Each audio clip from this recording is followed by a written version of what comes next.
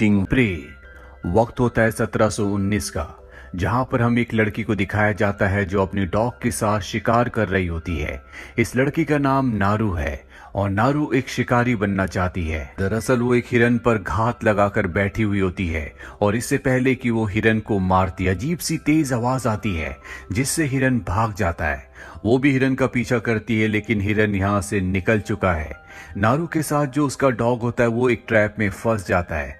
नारू को नहीं पता कि ये ट्रैप यहाँ पर किसने लगाया है और तभी उसे आसमान की ऊंचाइयों से, बादलों के ऊपर से किसी चीज की आवाज आती है। और जब वो चट्टान की चोटी के ऊपर जाकर देखती है तो वहां पर एक एलियन शिप होता है। लेकिन ये 18वीं शताब्दी है। इस वक्त में साइंस और टेक्नोलॉजी ने किसी भी तरह की तरक्की नहीं की थी, इसीलिए इंसानों को एलियन शिप के बारे में कुछ नहीं पता होता। नारू यहाँ से अपने भाई के पास जाती है जो कि बहुत अच्छा शिकारी होता है और वो उसे कहती है कि मैंने आसमान में आज एक बहुत बड़े पक्षी को देखा। दरअसल वो उसी एलियन शिप के बारे में बोल रही होती है। उसे लगता है कि वो आसमान में उड़ता हुआ कोई पक्षी है।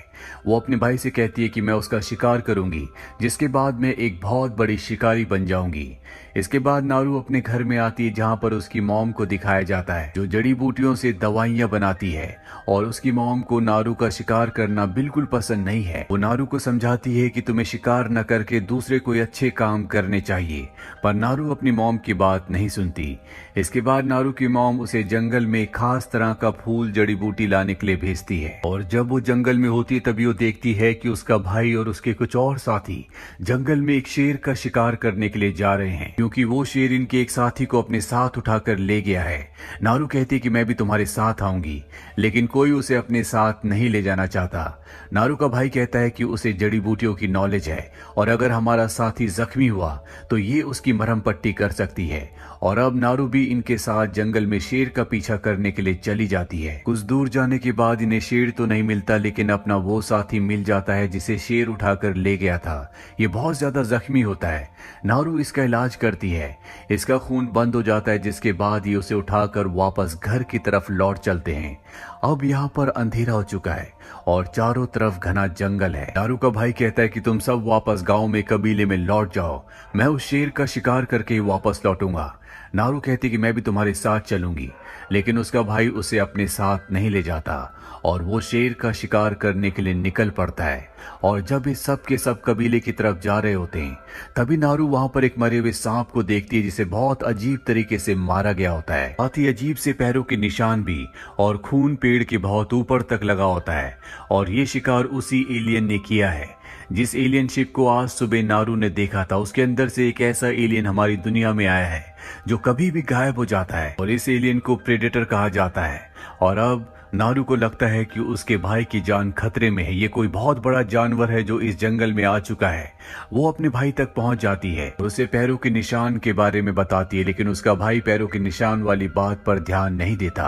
वो कहता है कि हम शेर की गुफा के पास है और हमें अपने लक्ष्य पर ध्यान देना चाहिए। नारू का भाई अपने एक साथी को और नारू को कहता है कि तुम पेड़ के ऊपर चले जाओ, मैं गुफा की तरफ शेर का शिकार करने के लिए जा रहा हूँ।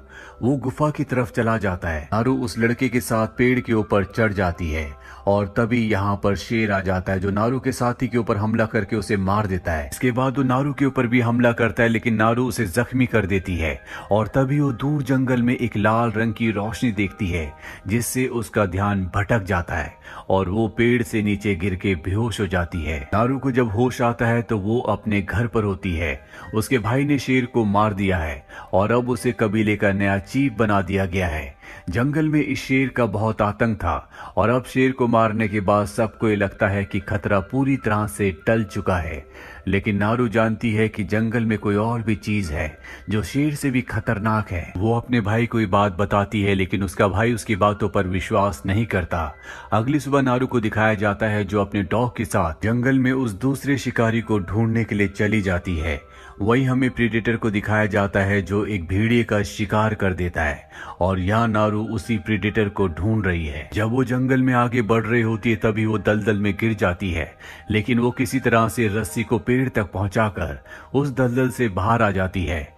वो जब थोड़ा सा आगे जाती है तो देखती है कि वहां पर भालू ने एक शिकार किया है। वो अपने धनुष और तीर से उसका शिकार करना चाहती है, पर उसके धनुष की रस्सी टूट जाती है, जिस वजह से भालू उसे देख लेता है और अब वो उसका पीछा करके उसे मारना चाहता है। नारू अपनी जान बचाने के लिए लकड़ियों के बीच में चली जाती है, पर भालू बहुत ज्यादा गुस्से में है। वो उन लकड़ियों को चीरता हुआ उसकी तरफ बढ़ता है और नारू को लगता है कि अब उसे कोई नहीं बचा सकता। और अगले पल वो जंगली भालू से छोड़कर पीछे मुड़ जाता है। दरअसल यहाँ पर वो एलियन यानी कि प्रेडेटर आ चुका है। भालू के अंदर यानी कि जानवरों के अंदर उसे इनविजिबल होने के बाद भी देखने की शक्ति है और अब जंगली भालू प्रेडेटर यानी कि एलियन के ऊपर हमला करके उसे जख्मी कर देता है, जिससे उसका हरे रंग का खून भी निकलता है। इससे प्रेडेटर को गुस्सा आता है और एक ही वार में वो भालू को मार देता है।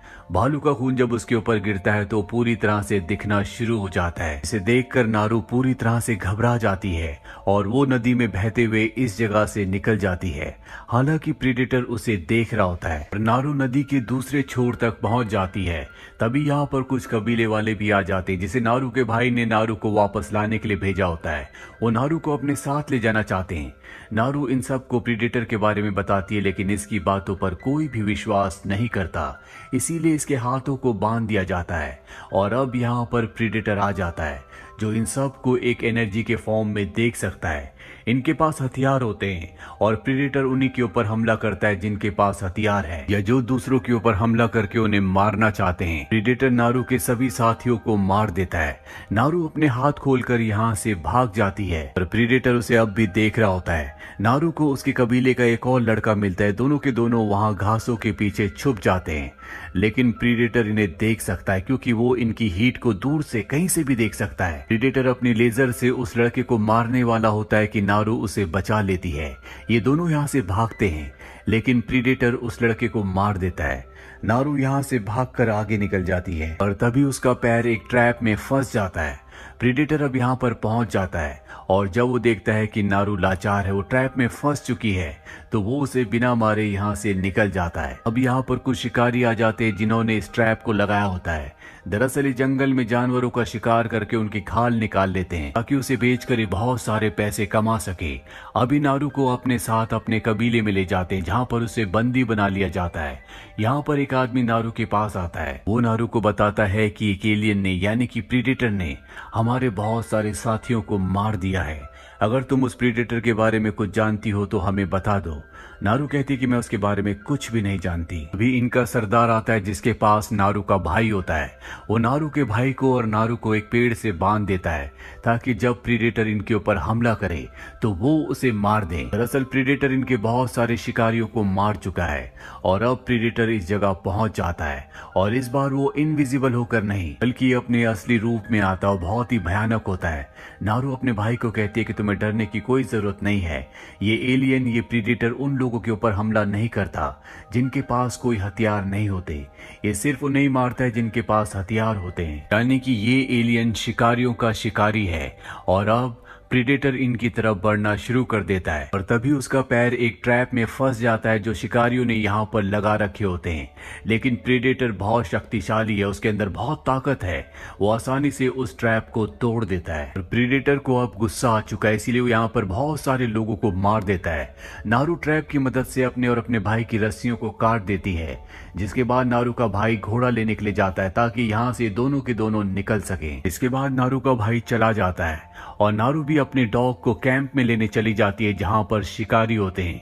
प्रेडेटर अपना हेलमेट फेंक देता है और उसके अंदर से 3 डिवाइस निकलते हैं जो हवा में उड़ना शुरू हो जाते हैं और तभी यहां पर एक ब्लास्ट होता है जिससे सभी शिकारी मारे जाते हैं। वही नारू को दिखाया जाता है जो इन शिकारियों के कैंप में पहुंच जाती है। वहां पर वो कुछ शिकारियों को मारती है और तभी नारू के सामने वो आदमी आ जाता है जिसने पहले नारू को कहा था कि अगर तुम प्रेडेटर के बारे में कुछ जानती हो तो हमें बता दो, पर नारू ने उसे नहीं बताया था। दरअसल प्रेडेटर ने इसका पैर काट दिया होता है। वो नारू से कहता है कि तुम मेरा इलाज करो, इसके बदले मैं तुम्हें अपनी गन दे दूंगा। नारू उसे खास किस्म का फूल खिलाती है, इससे उसके शरीर का खून ठंडा हो जाता है और बहना बंद हो जाता है। और अब यहाँ पर प्रेडेटर भी आ चुका है।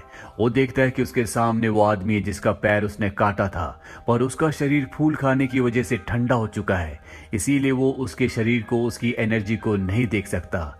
प्रीडेटर की आंखें इंसानों की तरह नहीं होती, वो सिर्फ हीट को पहचान सकता है जो उस आदमी के शरीर से फूल खाने की वजह से नहीं निकल रही होती, पर वो उसके पैर के ऊपर गलती से अपना पैर रख देता है जिससे वो आदमी चिल्ला उठता है। प्रीडेटर को पता चल जाता है कि ये जिंदा है और वो उसे मार देता है। अब नारू का भाई भी यहाँ पहुंच जाता है जो घोड़े पर होता है। वो प्रीडेटर के सर के ऊपर हमला करता है जिससे उसका मास्क यानी कि उसका हेलमेट नीचे गिर जाता है। उसकी लेजर बीम एक पेड़ के ऊपर जाकर टकराती है। प्रीडेटर यहाँ पर नारू के भाई के ऊपर कई सारे हमले करता है, पर वो जितने भी हथियार चलाता है सारे के सारे हथियार पेड़ के ऊपर जाकर लगते हैं जहाँ पर उसके हेलमेट की बीम्स जाकर टकरा रही होती है। नारू समझ जाती है कि अगर उसे निशाना लगाना है तो उसे अपने हेलमेट को दोबारा पहनना होगा। प्रीडेटर यहाँ पर गायब हो जाता है और नारू के भाई को मार देता है। नारू इस वक्त उसका सामना नहीं कर सकती, इसीलिए उसे यहाँ से भागना पड़ता है, लेकिन अब वो अपने कबीले वाले लोगों की और अपने भाई की मौत का बदला प्रीडेटर से लेना चाहती है। इसीलिए वो एक शिकारी के ऊपर हमला करती है जो नदी के दूसरी तरफ होता है और उसे प्रीडेटर का चारा बनाकर एक जगह रख देती है और खुद उस फूल को खा लेती है जिससे खून का संचार यानी कि जो खून का तापमान होता है वो पूरी तरह से ठंडा हो जाता है।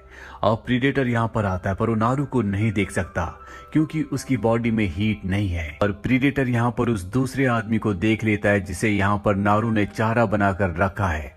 नारू ने जानबूझकर उसके हाथ में गन पकड़ा दी होती है ताकि प्रीडेटर उसे मार दे। प्रीडेटर उसे मार देता है और नारू उसके पीछे गन लेकर खड़ी होती है। वो उसके सिर पर गोली चलाती है जिससे उसका हेलमेट गिर जाता है। नारू उस हेलमेट को उठाकर जंगल के अंदर भाग जाती है। वो उसके मास्क को उसके हेलमेट को दो पत्थरों के बीच में रख देती है और चारों तरफ ट्रैप बिछा देती है ताकि जब भी प्रेडेटर यहाँ पर अपने मास्क को लेने के लिए आए तो वो उसके ऊपर हमला कर दे। अब प्रेडेटर इस जगह पहुंच चुका है। नारू ऊपर से उसके ऊपर कूदकर उस पर कई हमले करती उसे जख्मी कर देती है। वो भी उसके ऊपर हमला करता है और इन दोनों के बीच में एक शानदार फाइट होती है। नारू को दिखाया जाता है जो एक बहुत ही अच्छी फाइटर है। वो प्रेडेटर का पूरी तरह से सामना करती है और इसके बाद वो दलदल के दूसरी तरफ चली जाती है। दरअसल ये वो जगह होती है जहाँ पर उसने प्रेडेटर के लिए पूरी तरह से जाल बिछाया होता है। अब प्रेडेटर उसकी तरफ बढ़ रहा होता है और सामने उसका हेलमेट भी होता है। नारू को पता है कि प्रेडेटर अगर कोई भी हथियार चलाएगा तो हथियार उसी निशाने पर लगेगा जहां पर उसके हेलमेट की उसके मास्क की लेजर बीम्स जा रही होंगी।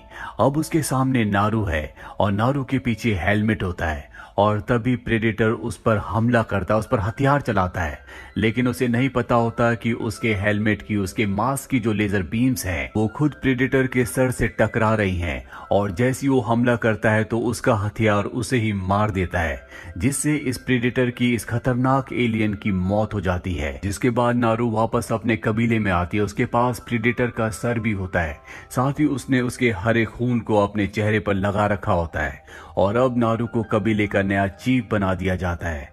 नारू जो हमेशा से करना चाहती थी उसने वो कर दिया है। अब वो एक बहुत बड़ी शिकारी है जिसने शायद इस प्लेनेट का सबसे बड़ा शिकार किया है। और इसी के साथ ये कहानी यहीं पर खत्म हो जाती है। ये मूवी ईयर 2022 में रिलीज हुई थी। IMDb पर इसकी रेटिंग है 7.2। उम्मीद करते हैं कि ये कहानी आपको पसंद आई होगी।